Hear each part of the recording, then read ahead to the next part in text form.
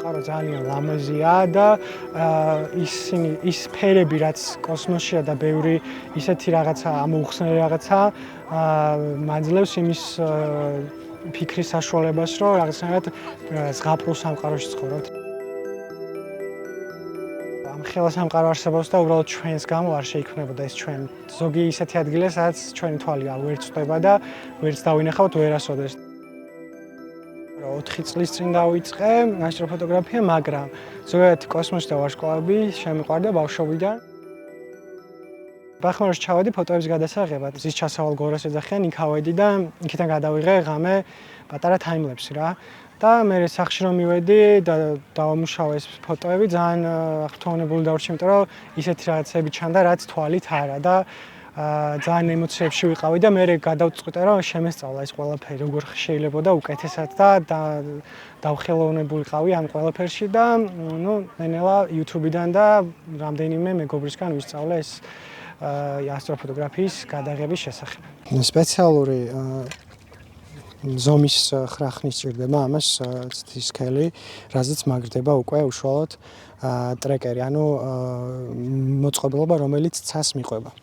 ტრეკერი გამოიყურება ესე, Skywatcher Star Adventure ქვია და მასზე მაგრდება მერე კამერა. ჩვენი ზედა განედი უნდა ვიცოდეთ ასევე დაგვეხმარება რა, ძალიან რომ ამის მოწყობილობა ზუსტად იმუშაოს. აქ არის რამდენიმე გრადუსები, დაახლოებით 44 გრადუსი ვასწორებთ, მე ვკეტავთ ამას.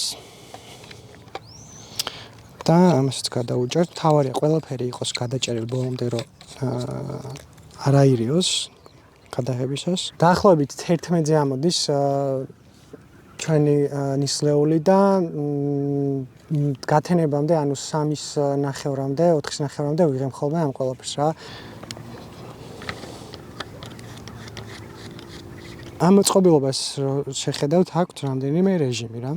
ერთი არის ვარსკვლავების გადაღება, მზის და მთვარის. ნუ სიჩქარეები აქვს ასევე 0.5x-ით იმოძრაოს, 2x-ით, 6x-ით, 12x-ით. აქეთა თბილისის ცენტრი, სადაც ძალიან განათებულია, LED განათებებია ძალიან ბევრი და ჰაერიც დაბინძურებულია და აქ შედარებით სიმაღლეზე და ნაკლებ განათებაში უფრო მეტად კარგ შედეგს მივიღებთ.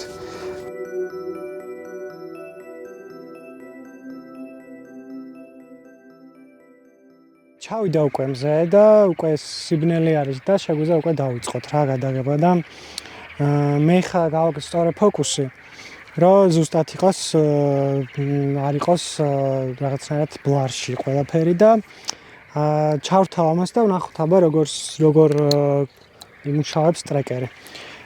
დავიწყებ 15 წამიანი კადრებით და ვნახოთ 15 წამში რა გამოჩნდება.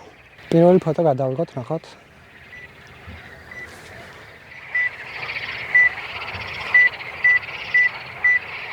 ვაკვირდები ამ პროცესს რა, ისე არ არის რომ დავდო ტელეფონი ან ის მოწყობილობა რითაც ვიღებ და მიუშვა რა.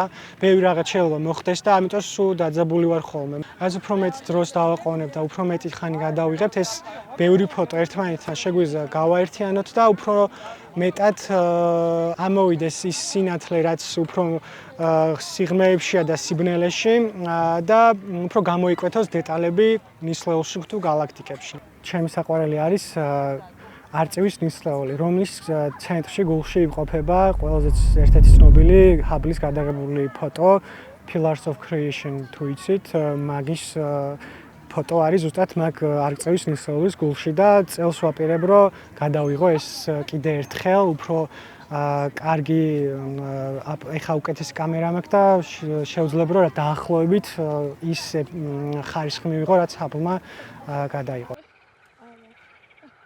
რო უყურებთ ვარსკვლავებს და სხვა ობიექტებს, ეს იქიდან მომავალი შუქი ჩვენამდე გვიან მოდის და შესაბამისად რაც უყურებთ წარსულია.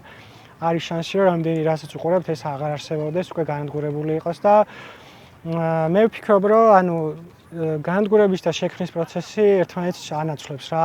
ანუ რაღაც რომ განადგურდება, ახალი ვარსკვლავი იქნება და შესაბამისად ეს პროცესები ყოველ წამიერად ხდება. შენ თავში არის სამყარო ყველაფერი და ამიტომ ის რომ ამხელა სამყარო არ უნდა გვაძლოდეს იმას რომ რაღაცნაირად შეგვეშინდეს არამე რა, პირიქით. ადამიანის პოტენციურად ძალიან ბევრი რაღაც შეუძლია და ამიტომ მგონია რომ პირიქით ძალებს უნდა გაძლევდეს ვარსკვლავების ყურება. სამყარო არის მუდმივი და უსასრულო და ადამიანიც შესაბამისად ჯერა რომ არის მუდმივი და მის შესაძლებლობები უსასრულოა.